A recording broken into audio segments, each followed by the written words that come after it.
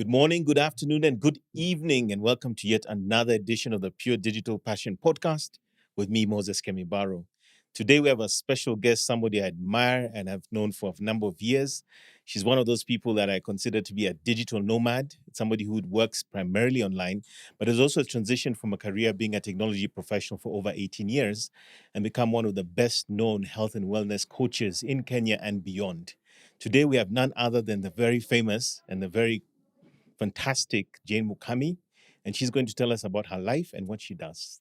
Thank you for joining us, Jane. I'm excited. Thanks for having me, Moses. Great stuff. So, Jane, I've known you for probably almost 10 years, maybe longer. Yeah. 2016, what's that? Seven-ish? Okay, somewhere 7, thereabouts. 8. Yeah, it's still a long time. And I think our paths have sort of crisscrossed at different moments. I think we attended a conference here in Nairobi, the Social Media Week. It was the first. Yes. Yeah. And you were on my panel at that time. And that's how I think we got to know each other over the years. Mm-hmm. But I think what's interesting for me is that I think you have a very compelling story. Like myself, you're a technology practitioner, but you've gone full-time into content and the health and wellness space. And I'd like to go back to origins. I'd like to know, who is Jane? Where did she come from? You know, what's the story here? So let's go back to early days, Jane growing up. Exactly. Okay. Yeah. So I was born in Nairobi. Uh-huh. I was having a conversation with a friend the other day, and I told him, I've never been to Nyeri. I've never been to Murang'a. Why? No way. Because my parents were born in Dagoretti and Waithaka. Wow. Like Nairobi is Shanks. Proper. Yes, yes. Yeah, I was born in Pumwani. I grew up in Nairobi. Went to school here, primary school, went to boarding school since I was 12. Okay. And when I got out of high school at 18, I was only in Nairobi for 2 years before I left for the US. Wow. Yeah. How old were you when you got to the US? 20. Wow. You're young. Yeah, I was 20 and I just turned 44. Wow. So 24 years ago. Yeah? Yeah. And what did you go to do in the US? Was it the usual Kenyan story, pack the bags, go and do one of those accounting or something, it degrees? Was, so, I don't know, I think we're age mates and you might be KCSE syllabus. Did some of it. So you know when we were done with high school, we had a period where we were free. Yes. We're done with exams. We're waiting for results. Yes. We're in this limbo of, okay, we're done with school. Yes. And my mother literally a week after coming home, after my final, she's like, so what do you want to be when you grow up? And I'm thinking, I just finished Form 4 last week. And here we are. And you're asking me what? So I remember looking at her and saying, well, everyone's doing hotel management. I'd like maybe to be a flight attendant. Mm-hmm. I don't know. And she said, well, before you find out what you want to be, you're going to computer college. The computer packages. I remember that. Yes. So literally before Christmas, I'd already done my 1 month of computer packages, the basics. I think I learned DOS. Wow. Okay. This is 98. Wow. 97 actually. Wow. So after that, once you get in, it's after that, there's the next and the next. And 8 months later, when I did all the packages they had, she's like, okay, you're getting an internship at the United Nations. Wow. So I did a 6-month stint at the UN. Awesome. As an IT manager's assistant, and this was right before Y2K, and we thought the computers were going to die. The millennium bug, yeah. So I was helping the IT manager prepare for that. Migration and all this, huh? Patches. Uh-huh. I'm 18, 19. Yeah, I'm just doing what my mother is asking me to do, because the deal was, as long as I do what she wants, she let me party. I can borrow the car. That was the deal. That was the deal. Like, as long as you do this, Saturday, Sunday, you want the car to go out with your friends, you can have the car. Wow. I was like, fair enough. Fair deal, yeah. I did my stint in UN, and once I was done, she's like, oh, a friend of mine owns this company called Novacom Systems. I know them. He's interviewing. Mebs Natu was my boss. I know him, yes. So I started working for Micros and Fidelio. At this point, you're still not yet in uni. You're still university is awaiting. My life is just unfolding as planned by my mother. So you go to Novatech? I worked at Novacom. I did installs at Grand Regency, pavement. I went to Mombasa. What? Yeah, that's how my foot was put in IT. Okay. So by the time I left Kenya in 99, now it was, okay, you've been in tech for a year and a half. Do you think you want to still do that? And by then I was already kind of deep. I was like, okay, I guess I can go to school for computer information systems, which Yes. is how I left Kenya to go to school. Okay. So you applied, presumably got into a I got university? into a college in Atlanta, and I left, and the plan was, okay, go do uni and we'll take it from there. Okay. Yeah. So you land in Atlanta, where I believe a lot of Kenyans live. Yes.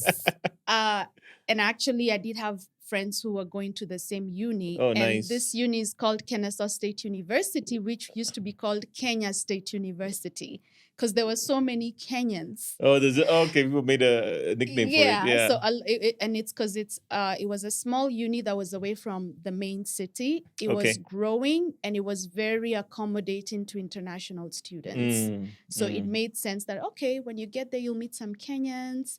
You'll kind of feel familiar, but you're in school. And I got there. It was actually November, so I should be celebrating this month. I celebrate every year, how many years I've been in the US. And it was heading to Thanksgiving, just like now. It was cold. It was snowing. So again, for the first time, and I remember thinking, I didn't sign up for this, and I'm waiting for January to go to school.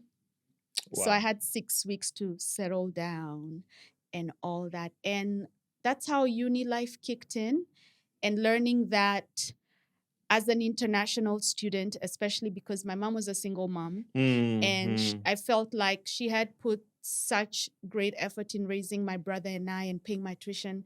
As soon as I got there, there was this thing in my mind: I don't want to bother her. I don't want her to have to do more than she's done. So she'd always ask, is everything okay? And I tell her, yeah, I'm fine. I actually got a job as a student assistant. So don't worry about tuition. Everything's fine. I'm good. Not knowing that I was working 3 jobs. So you didn't even give her the full picture. Because I didn't want her to worry. How do people do that? I mean, many friends of mine have done that in the US and so forth. And I'm like, it practically means you're doing like 2-3 hours of sleep a night. Yeah, you have to take a full load of school. Wow. So it was go to school 4 days a week, 12 hours a week, then have a gig here, there. I mean, at 20, you're so full of energy. And by the way, you're still finding a way to party. Somewhere in the middle of all this, which if you ask me to do that now, I can't. It's not possible. I need 9 hours of sleep, you know? Yeah. But that was the hustle mentality, especially coming from an average family in Nairobi with a single mom who's working hard to raise my brother now that I'm gone. And me just feeling like I need to figure it out because I don't want to be, okay, mom, every semester give me money for school. And lucky because of the little tech gigs in Nairobi, within 8 months, I applied for a job at IBM and I got it. Wow. So that's why, So that historical context of Nairobi actually played into, this is now when you're graduating. No, this is 8 months within being in the US. Wow. A Nigerian friend of mine was like, oh, I work for IBM. I'm like, what do you mean you work for IBM? We're in the same class. It's like, oh yeah, like 15 minutes away, there's an IBM office. And I started asking, what do you do? And I was like, oh, that sounds like what I did at Novacom. So I put my resume together and he told me to just walk in and tell them I need a job and they'll tell me where I need to send the resume. Wow. And I did that. And in a week, they hired me. What? So the gigiri, the certifications from, what was that place everyone went to in town? It started NIT? with NIT, yes. ICDL? Yes. And the internship, the certifications, the Novacom position, they helped me get into corporate America almost as soon as I got there. Fantastic. And of course, now the income side of this changes dramatically. You're not doing the McDonald's as such, yeah, right? So now I could step away from 3-4 jobs and focus. I still kept it became full time, and I still kept the school job because they were buying my books. Wow. So I'm like, okay, let me keep that school gig. It was part time and still work at IBM while I'm trying to figure it out. But clearly, the IBM work was higher ROI for your time, I'm sure, significantly. Absolutely. Yeah. Because I was only working, I'd work 8 hours a day, Monday to Friday, sometimes Saturday, and go to school at night. So what I'm hearing you say is that if we're talking now to the younger generation of Kenyans and anyone else globally looking at a career in technology, there is an opportunity between the time you're maybe even still in high school and between university to acquire skill sets and certifications that can almost immediately play into your career, even if you're still in university. Absolutely. And not to mention, I went to high school in Kiambu, a school called Kagwe Girls. And we had Form 3 and Form 4, I took computer classes. Wow. So at least I'd learned what a floppy disk is, what a processor is. I had the basics before I came to the post high school certifications. Wow. I wasn't green. So you had a fundamental foundation. I had the fundamentals from high school. Wow. And I never thought tech would be my field because Okay. I always imagined doing something that's very customer service people facing because I like people. But my mother, seeing I didn't know, kind of guided me. And she actually dragged me with her to dinners with her friends who were usually Asian or Caucasian, just for them to tell me that, yeah, technology is where you need to be. There's an opportunity in this space. Yeah, the future is heading to tech. So really consider it. So that's also really good because what you're telling me again here is that your mom could see an unconventional path and supported it. Yes. That's so important. So I think in her mind, when I said flight attendant, hotel management, she's like, that sounds cute, but I know what you're gonna do when you grow up. She could see the path. Yeah. Wow. Yeah. Amazing. So you're in uni, you're now in IBM. What happens next? So between 2000, maybe 3-4 years, I'm working IBM 2 years. Then I'm like, okay, I'm tired of doing this kind of thing. I want to do something more. So I started moving jobs. Okay. And I'd come to Kenya every year. Now that part, my mom made sure that I came home every Christmas. She'd be like, I'm sending you a ticket. You're coming home for Christmas. If at least she's not paying for anything. And she also wanted, I think, to just see me. Like, are you okay? Yeah, you know, definitely. As a single mom, moms are right? like that. Yeah. Then also keeping you grounded with your home, I think. That's also part of it, yeah? So from 2001, I came home every Christmas. So I was a real bunny. And I'd literally come home for 2 weeks and party every night for 2 weeks. That was like standard. Wow. You know, it's But just, you're young, energetic. it's just that Nairobi life. And I did start partying like at 14 with cousins. So being out was normal. Okay. Yeah. Okay. But yeah, I'd work really hard, come home, party really hard, enjoy family time, go back. And coming from IBM doing blade server support, growing to different companies and starting to feel like, okay, I like this work, but I want to do more, and taking a few certifications here, growing from that to business analyst, system analyst. Then what's next? Okay, the next thing you do is you become a project manager. That journey maybe took 5 years. Okay. So by the time I graduated uni in 2005, I was 24, 25. I was making over 100,000 a year. I'd bought my first house. Wow. My brother had just cleared Form 4 and just came to the US to be with me and start his journey. And you were taking care of him, obviously, when he's there with you. Yeah. Fantastic. So by 25, I was set. I was set. And that continued on to 2006 when I got married. 2008 when I got divorced. Wow, 2 years, yeah? 2 years in, still working tech. Divorce was because of domestic abuse or physical altercations. And a blessing and a curse, the fact that I saw my parents physically having the same domestic issues, which is, I think, a big reason why I was sent to boarding school. I see. So when I'd come home on the holidays and see I think my mother was trying to just keep me away. which actually led to my brother going to boarding school in class 2, which I felt sorry for him for. At least I went in So class young, 6. huh? He went to boarding school in class 2, but it was, as an adult, I now understand my mom didn't want us seeing the strife That was happening. existing. Yes. And people don't talk a lot about this stuff in Kenya. It's kind of considered a quiet Taboo. thing. No one says a word, but it's quite common. I think now the conversations around relationships, mental health are now becoming much more open, and people are Prevalent. talking about this nowadays. But back then, wasn't happening. Yeah. No. Yeah. Actually, I remember when my mother left my father, he picked me up from school, and my mother had me when she was 18. She was a young mom. So her getting divorced in her 30s, like, She stuck it out, huh? yeah, nobody was getting divorced in the early 90s. You just stayed for the kids, and she was just not having it. I know.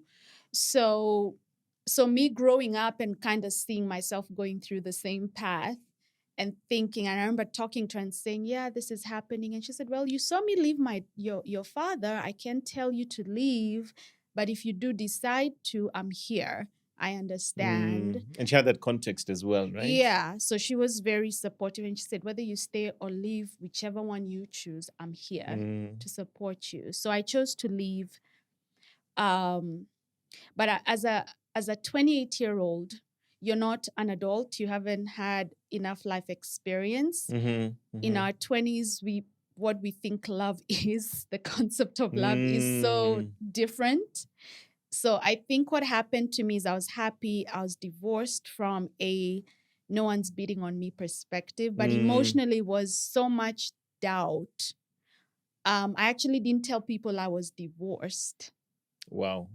It's, what will they think? And this is also the age where you care what people think, because you're supposed to go to school, get a good job, get married, have kids. So now here I am getting divorced. So there's that shame, feeling of failure. And I think that's what made me spiral into this depression, even though I was divorced. Yes. Yeah. And that became the beginning of the end of that life, because I gained so much weight, stress eating. I wasn't really talking to anyone. My ex-husband and I had been to therapy, but when we separated and I filed for a divorce, again, culturally, you just deal with your problems by yourself. You're functioning at work, but people have no clue what's going on at home. So it's function, come home, eat, drink, cope, escape. Yeah. And after almost 6 months of doing that, I remember a moment or a morning where my pants ripped because I'd gained so much weight. Wow. And I'm thinking, something has to give. I just can't. It's that trigger, that keep moment. Doing, and there was a mirror in front of me, and I looked at myself. I'm like, oh my God, what happened to me? Who am I? Yeah. I'm divorced. I should be looking better, but I look worse than when I was married and battered. And that was my wake-up call. It was April 2008.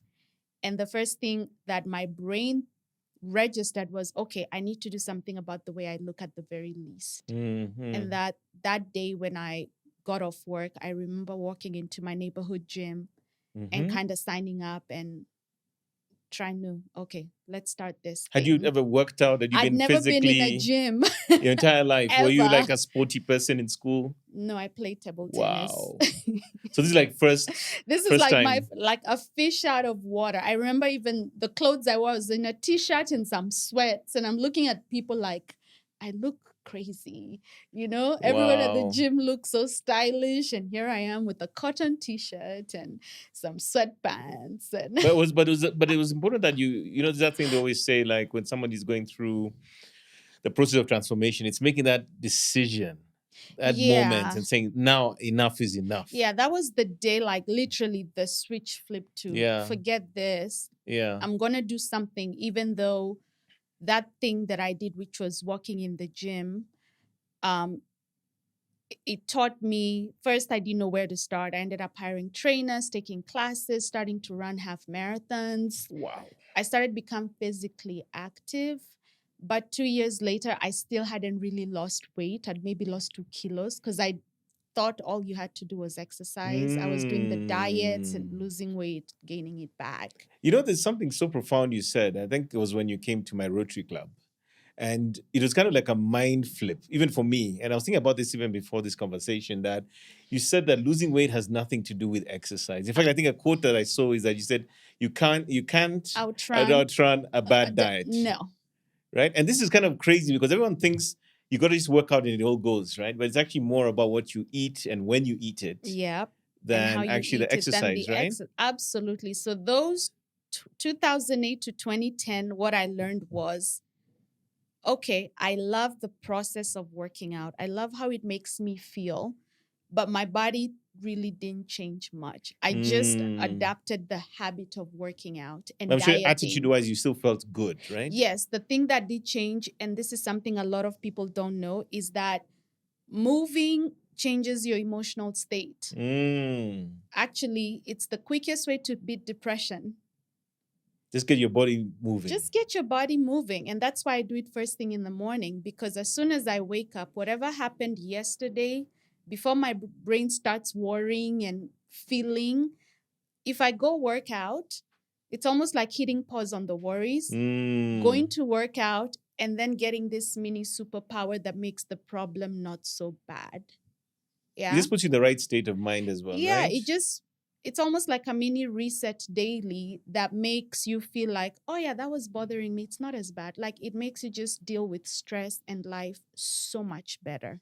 Absolutely. I completely agree. Yeah. You know, I do work out a little bit, but every time that you do work out, you know, you just feel like your day goes a whole lot better, you know, generally. And it sets you up for the day. So that's what I learned between 2008 and 2010, that I enjoy exercising. I love the way it makes me feel. It made me get over that worry, feelings of failure, depression from getting the divorce, even though it really didn't change my body, but it taught me something, or I got something from it. So you hit 2010, you realize the diet, the exercise, something needs to change here. Yes. And at that point, I'd given up. I'm like, okay, I still want a flat stomach. So now I'm going to go get liposuction. Ah, wow. Yes. And I started talking to some doctors. I paid a down payment. And a week later, I saw a friend on Facebook and she looked great. I hadn't seen her in 4 years. So I called her. I'm like, hey, I'm trying to get lipo because I can't seem to lose weight. And she said, don't do that. Let me send you to a guy who's going to. So I was telling her, I'm working out. She's like, I'm working out sometimes 3 times a day. And she said, okay, it sounds as though you're moving, but your food is questionable. Let me send you to someone who's going to teach you how to do it a nutritionist or someone? He was a bodybuilding coach. Wow. So it was, this is how you work out. Like, I remember the first workout, and I remember going to him and saying, I'm going to give you 30 days. If in 30 days I'm not looking different, I'm going to go have this lipo. So the first workout with him felt like 3 days worth of workouts in one. It was intense. And on top of that, it was, here's how you eat to be able to get a flat stomach and lose the fat. And I started working with him in March. Was it March, May? And in 5 months, I looked totally different. I looked better than I had in high school. I was overweight in high school because my parents were going through a divorce. I was stress eating. A lot was going on. So most people know me from my childhood as a round person. So let me get this straight. So he puts you on some kind of a program. So he puts me on, I was training with him 4 times a week. But really, for me, what shifted things was how I was eating and how I learned what really good eating for fat loss was. So here's a question, right? Maybe even asking for myself. Sure. Is it the quantity or the type of food? Both. Number one, it's the quality of the food, meaning a slice of bread versus angwashe. They're both carbs. They both give you energy. But biochemically, they do different things to your body where fat storage is concerned. So it's the quality of the food, the quantity, even when something is healthy, if you eat too much, you'll still put on So back in that weight. issue. So you got to watch your quantities. Then there's the timing, nutrition timing, as we call it. The time you're eating, what combinations. And then the fourth is the actual combination. What are you eating that chicken with at what time? When I tell you it's an entire science, it is. It is, yeah. It's not random at all. It's not random. So here I am 5 months later. My body looks a way I've never seen it look. Mm. And I come to Kenya and here comes my family. What happened? Are you okay? You've lost so much. Are you sick?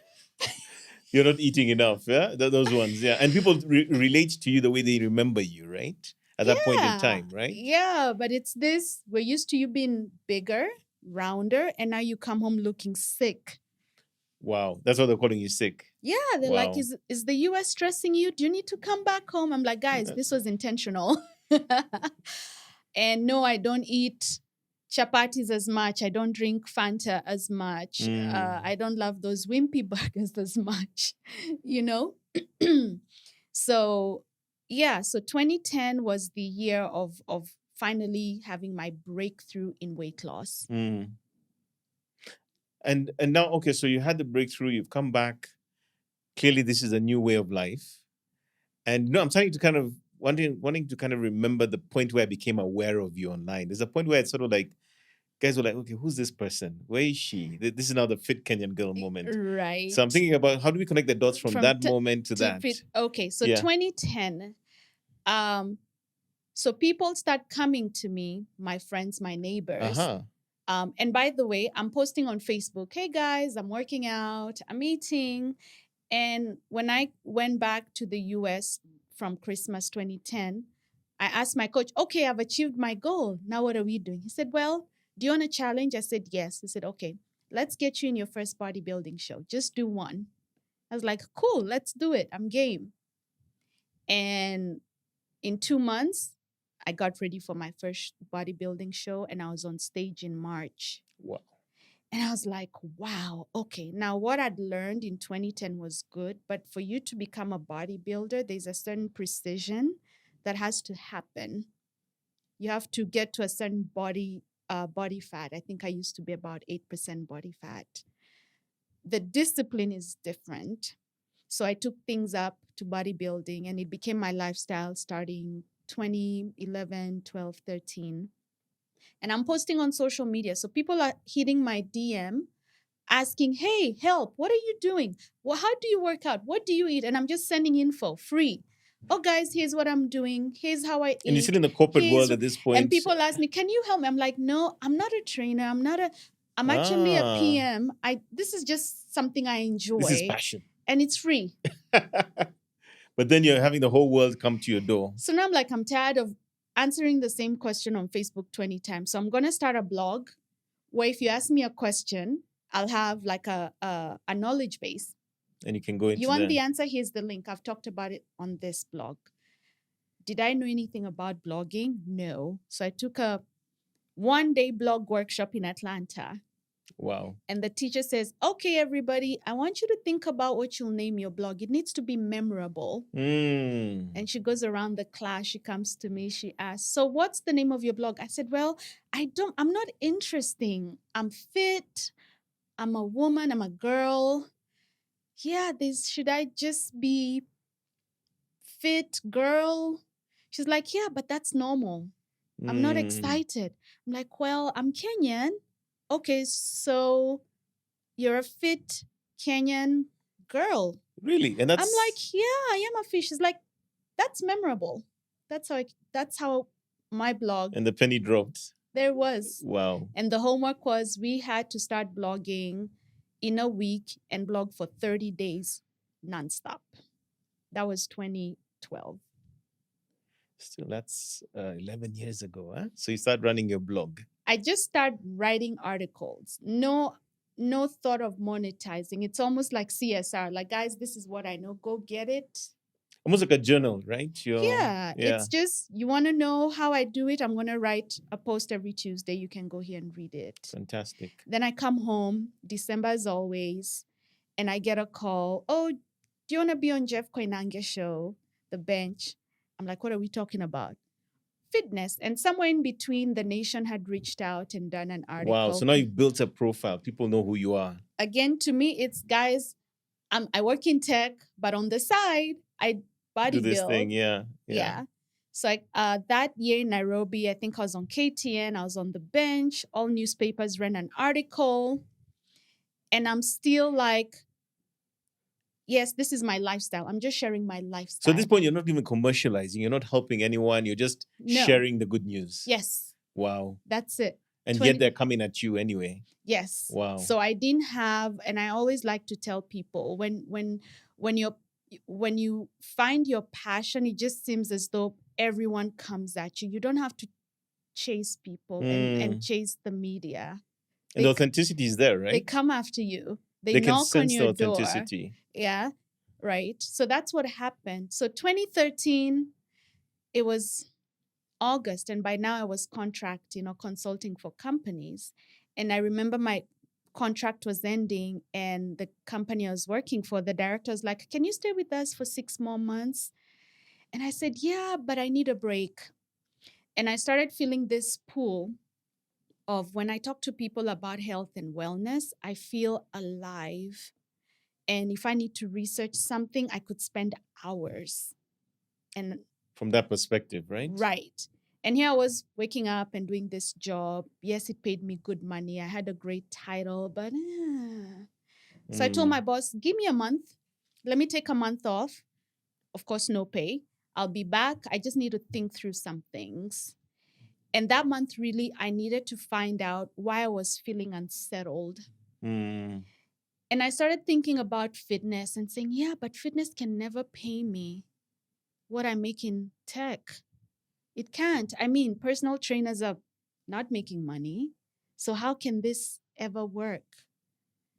And I decided, okay, I think I'm bored. So what I'm going to do is I'm going to get my PMP and maybe move to a different city. I'm going to move to an exciting city. I'd lived in Atlanta for many years. So I started studying for my PMP, and I don't know if it's the same in Kenya, but you can take it 3 times. Okay. Right? You can fail because it's hard. You have 3 opportunities. I studied, I did a boot camp. I sat for the exam, I failed. Wow. And I'm like, okay, maybe it's a sign I shouldn't be doing tech. I'm still off work. I'm not working. So I'm spending all my days just doing nothing. Yeah, maybe just blogging. Wow. And then this idea came, if I went to Kenya in 2012, I was on TV. I put a post on social media saying, guys, I'll be working out in Sarit Center. If you want to work out with me, come. And people came. Maybe I should go to Kenya for 2 months and do more work. I'm like, okay, yeah, maybe I could do a contract for 6 months. After 6 months, take 2 months, go to Kenya, and then come back and continue with tech. Deal. So I said, I'm going to do PMP again and fail so they can give me back a refund. That's the deal. If you do it 3 times and you fail, you get your money back. Okay. So I'm like, cool, I have a plan. I went and sat for the PMP, no studying, I passed. So plan is in limbo again. I'm like, what the hell? So now I'm confused again. Should I be in tech? Should I be doing this fitness thing?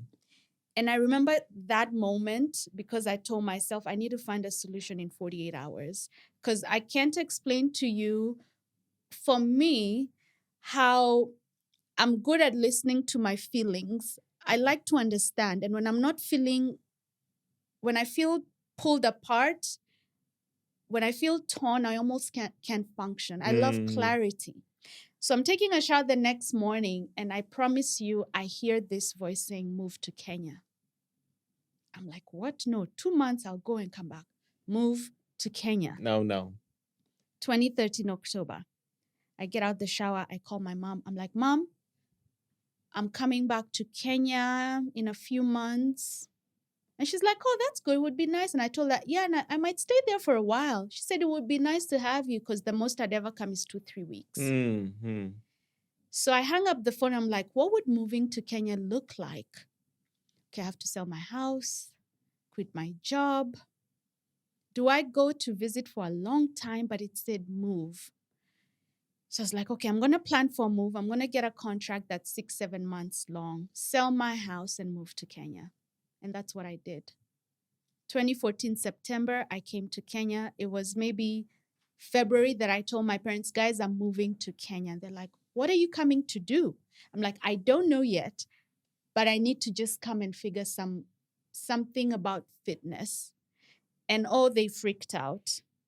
She's like, but you're in tech. You went to school for tech. And not to mention, 2 years before, my mom had asked me to get my master's, and I refused.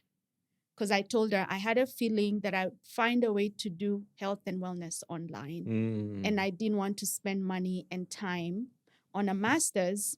And not to mention my salary or my pay had already maxed with or without Wouldn't me go higher. doing a master's. And she was not happy. So what I'm hearing you say again here is very interesting, because you have this calling, almost a spiritual calling, I'd imagine, that's telling you need to do this. And in some ways, it almost feels like this is almost they call the burn the ships. Moment you sell your house, Yeah. that's a clearest sign of Like, I may not be coming Don't back. come back. Yes. And that was very important to me, because I remember thinking about it and saying, okay, if I go to Kenya and I have my house here, I'm still paying bills here, but that means I'd have to time box it. But I get you. I don't know how long I'm going for. Like, I had so many question marks. I didn't have a business plan. I get you. I had nothing. So in my mind was, I'm just going to save some money, go to Kenya, sell the house, and if I might go to Kenya and never come back. Wow. So you make this move, you sell everything. You get But on I a had plane. to sell it to my parents as, oh, I'm just coming to Kenya for a few months and I'll be coming back to the US, just for them to feel a little more settled. Yeah. So I come to Kenya, I'm living at home with my parents, and they do the typical parent thing. You know, in Kenya, people work and have a side hustle.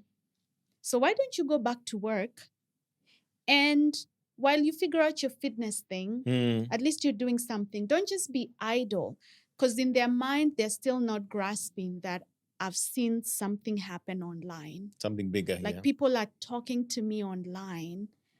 So when I try and tell them there's something happening online, I'm trying to see what I can do with it here. They're like, yeah, but you can do that on Saturdays. While they're trying to it was literally the first week of me moving. I get a call from Mode. A friend of mine worked with Julian at Mode, and he's like, hey, I know your professional background. He was in tech. We worked together in the US. He's like, I need you in this team. I'm like, no, I'm not here to do tech. I'm here to do fitness. He's like, it's okay. You can just do this for 6 months. But there's a project coming up, and I know you can help me.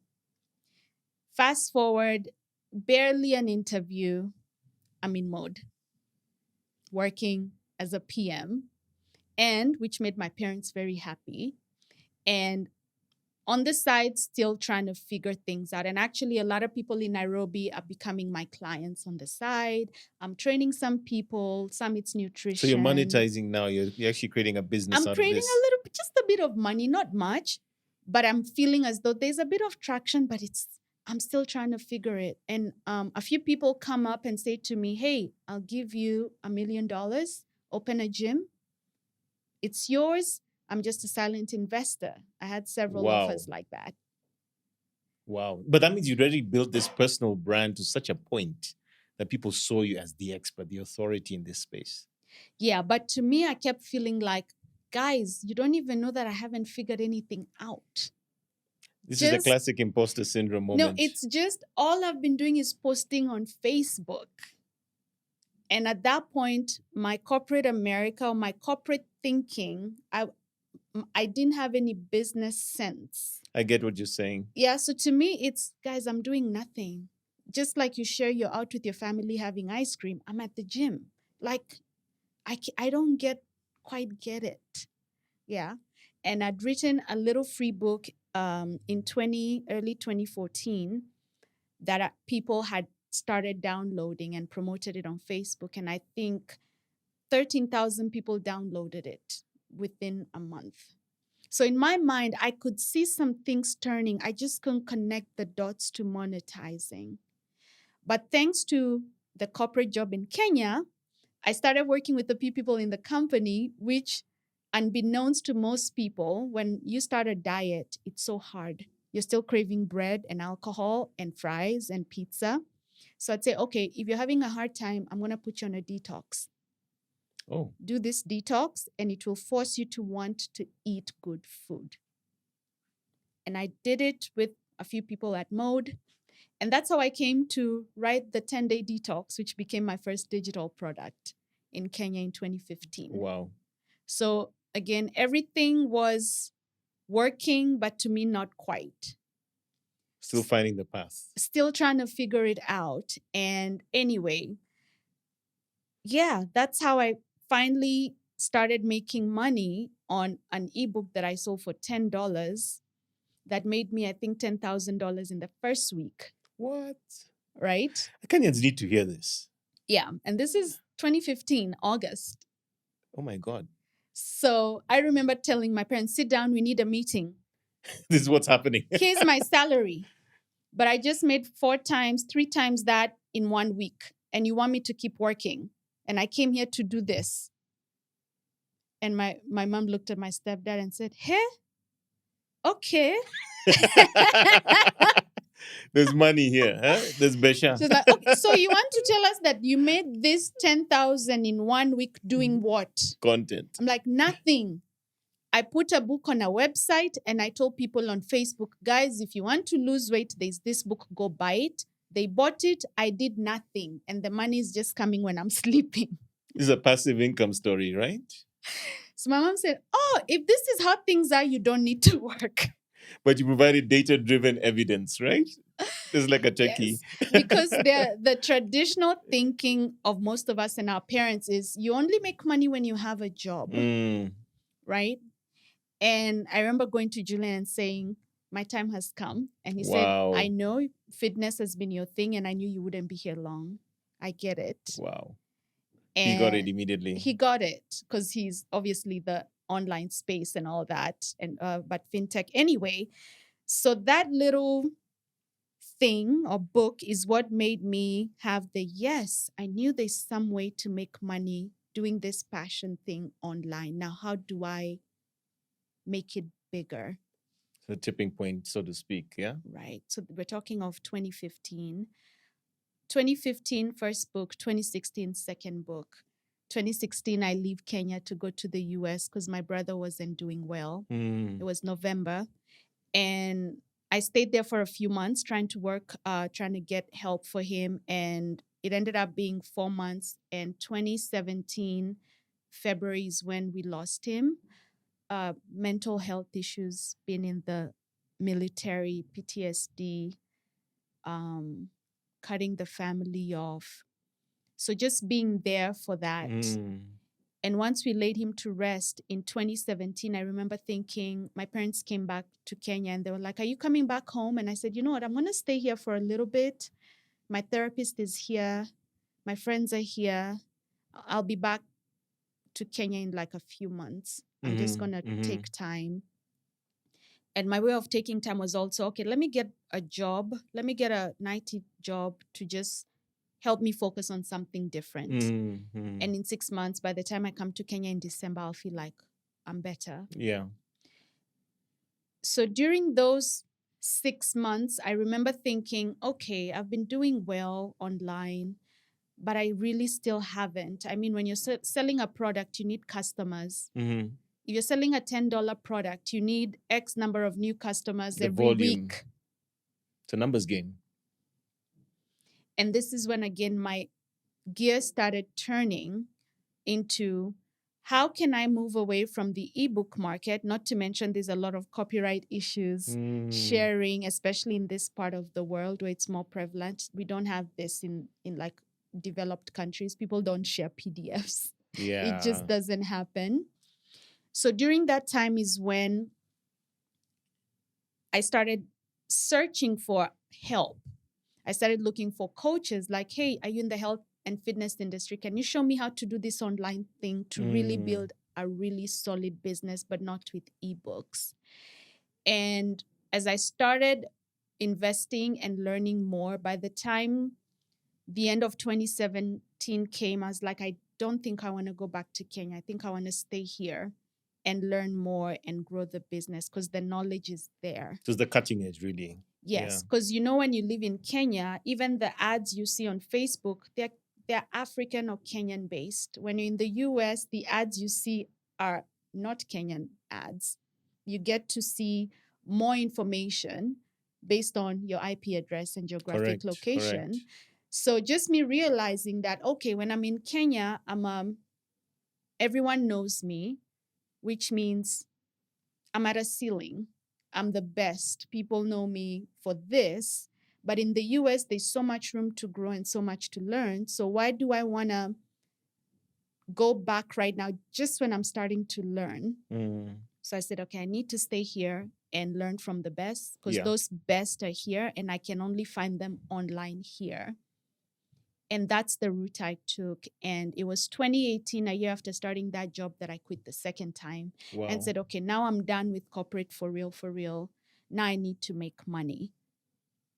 And I was broke because I lent somebody money and didn't get it back. Typical Kenyan, typical human thing. It's not a Kenyan thing. So I remember being broke and saying, okay, now I'm broke. Do I get another job? Again, in tech, there are always jobs, especially in the US. Rarely, at least before COVID. I still get emails about jobs in tech today. So I remember saying, I don't want to go back to tech. I've already tasted the freedom that comes with working online, talking to people online. I can't envision being back in a cubicle or in an office.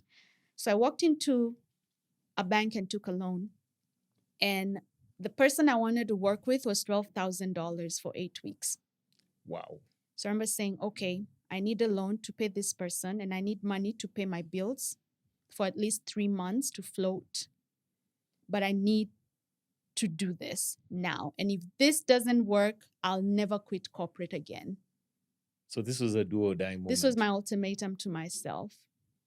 But by the time I'd worked with this person for 4 or 5 weeks, I'd already made $15,000. Wow. By the time I was done working with them, we finished working together in almost September. By the end, between September and December, I'd made about $75,000. What? So there's something else you're saying here that I think people need to understand. If you're going to create an online or digital business built around, let's say, your personal brand, it doesn't just happen. No. You've got to work with the pros. You've got to follow the systems. You need to learn what you don't know. I think it even goes back to weight loss. I had to invest in a good trainer. And I realized you have to know how you learn best. I'm the type of person who likes, if you know something, show me. So it's not academic, it's practical. Yes. And not to mention, I was not academically sharp. I'm a C student. I'm not an A student or a B student. But what I realized is the things my heart loves, I'm such a good student.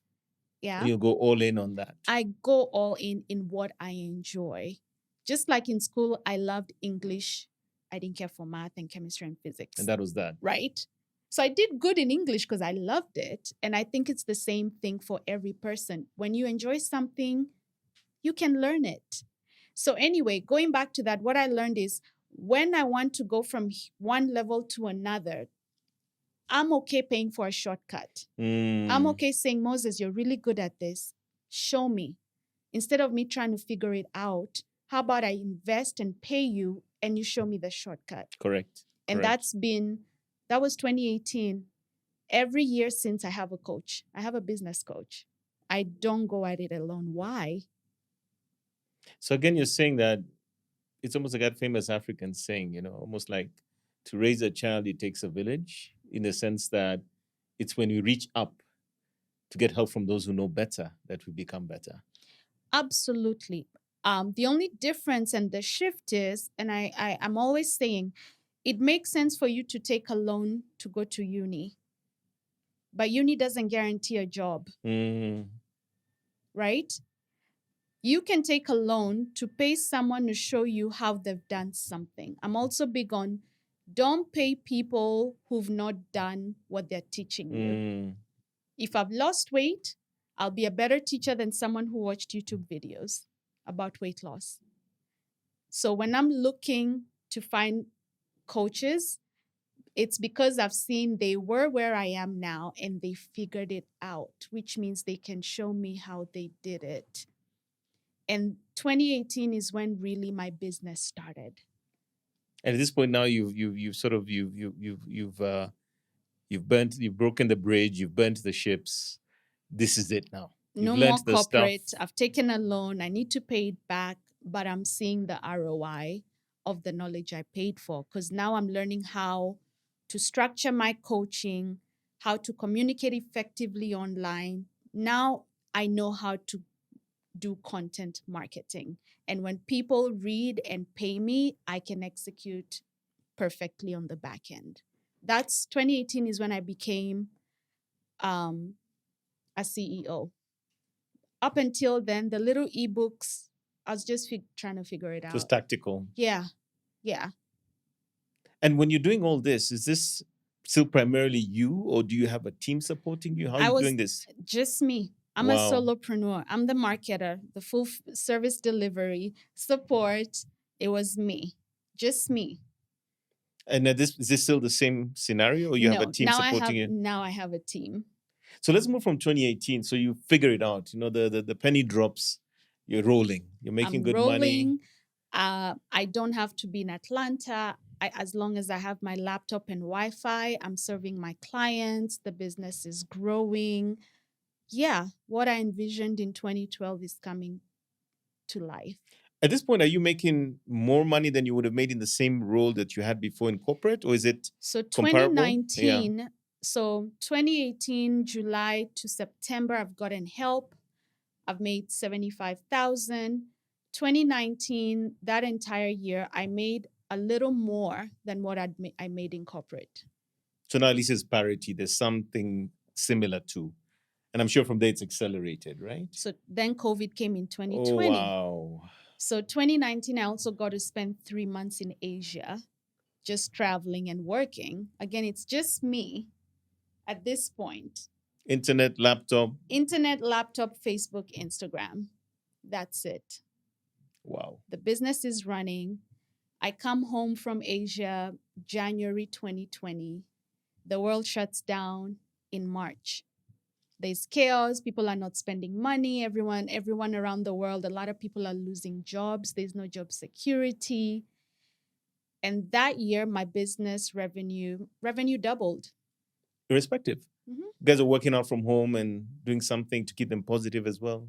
I was already set up. You were ready for that moment. That's what you're saying. My tracks were laid. I had no transition. I just had more time to work. Wow. And people also presumably were reaching out more because it was a way of them so coping my as well. content marketing was, okay, you're home, you're quarantined. You tuned it, huh? So it's how do I lead from the front based on the current circumstance? How do I start talking about what's happening, but in a way of, I can still help you, because what are you doing? You can work out, gyms are closed. I can show you how to lose weight without the gym.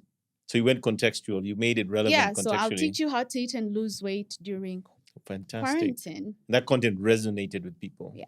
Wow. So now 2020, 2021, it continues. Yeah. So business revenue doubled 2020, 2021, almost 2022. Wow. Yes. And where are we today? What's happening now? So now it's from COVID, then also came people now asking, okay, how do you do this online thing? How have you built your business? So I launched what I call online business accelerator, where I now teach people to do what you did. How to use Instagram and Facebook, how to position yourself, how to niche down, how to market, how to sell, and convert people from followers to customers on social media. So the student becomes the master. Yes. Fantastic. Yeah. And I love the story because you're from Kenya. You're like us. Some people maybe don't see the path. They don't see the way. They think they're in a cage in the corporate world forever. And maybe they have this passion, this desire. They just don't know how. But now you're taking your experiences and potentially showing them how they can do it as well. Absolutely. But I think my message with this business, what I've come to learn is everything we grew up knowing and The playbook is BS. Oh, there is no playbook. The playbook is go to school, get the job, do Mm. this. Not everyone is cut out for corporate. Or the classic employment scenario. Right. So my main message is if you're working for money, you've already lost. Wow. You should be working because you enjoy what you like to do. That way it doesn't feel like work. Exactly. You know? Yeah. So how can more people tap into what that is for them? And what I like to say is a lot of people saw the opportunity I had in fitness way before I saw it, but we don't see ourselves. We don't see what we're good at.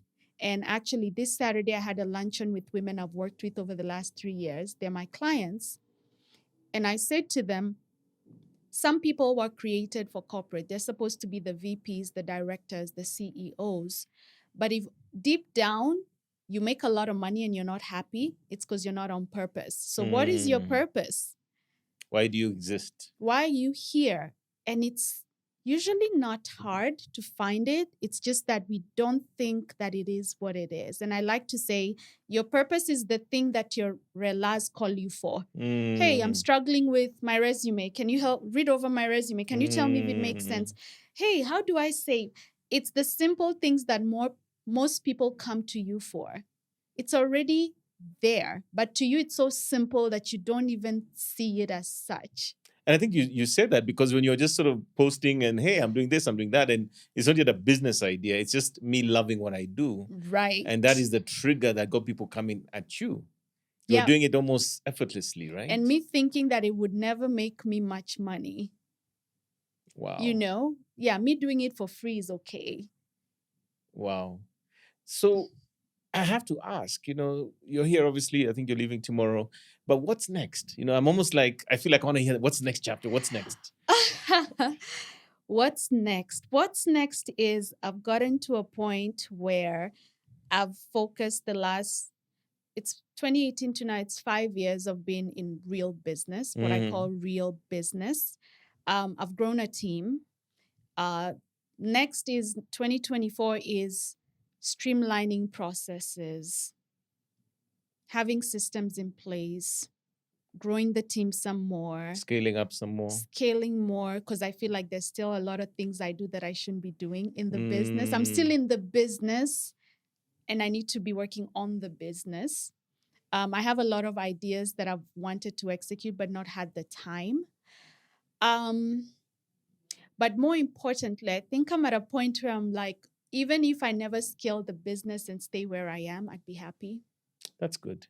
Yeah. Because you're really in your space, you're in your moment. Yeah, right? it's that, what do you call it? The law of diminishing returns. More won't make me happier. Well, but not everyone maybe thinks that way. But for entrepreneurs, there's always the next level and the next level and the next level. And, I'm now 44. I think I'm starting to think about a family. And that will require that I don't want to be the mom that's absent. I get you. Right? So I think my perspective over time has shifted from, oh, I want my business to make this number and it makes it. And then the next, like the numbers will never end. Yeah. Yeah. So it's starting to tune my mind is to, can I have more? I can go for more. But why? What underpins that? Yeah. And what's the cost? Because there's always a cost. Yeah. And there's also a window of opportunity. There's only a certain time you can do some of these things. Yes, that too. So can I find a way to still help people lose weight, still help people identify their passion and teach them how to amplify it using social media? I can still do those things because I love them. I probably can do this until I retire, if there's anything such as retiring, because I enjoy it. But I also don't want to let other parts of my life suffer because I'm so focused on other things. Yeah. So next for me is get a business to where it's working without me working 20 hours a day or 10 hours a day. Make time for family, whatever that looks like. Yeah, that's next. That's what's next for me. Fantastic. Yeah. And I think for our audience and the people who are either listening or watching this, how would they find you? How would they know where they can see more about what you have, whether it's signing up for, for your services or possibly the business accelerator? How do they find you? Instagram, I'm still Fit Kenyan Girl because Fantastic. Instagram won't let me change the name Yeah. due to privacy issues. Facebook, Jane Mukami. If you just Google my name, you'll find my website. Find me on Instagram, on Facebook. Jane at janemukami.com is my email. So if you send an email, get on the newsletter, but really tapping into social media is where I share everything. So when I'm taking new clients for weight loss or business, it's always going to be up there. And also let everyone know that, like I said, we're not here to struggle and suffer. The reason we do that is because we're not doing the thing we're meant to be doing. So is it easy doing what we do as entrepreneurs? No, everything is a risk. It's not easy, but if you think of it as you'd rather do the thing that makes you happy instead of doing the thing that is miserable but there's financial gain, you'll end up far ahead with the thing that makes you happy. Wow. Yeah. As they say, preach. I know, right?